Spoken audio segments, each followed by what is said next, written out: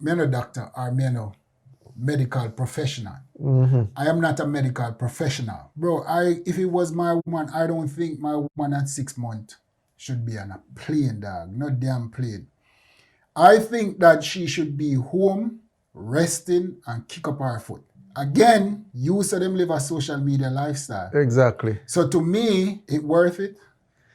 Your social media lifestyle worth this now? I'm gonna explain something here now. Accident do happen. Just like you going on a plane. See?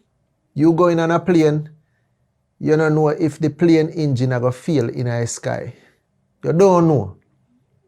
You go up on a plane, having it in your head, say, yo, you're going to reach safe and everything will go all right. You don't know what going to happen while they're in the sky. You get me, I say?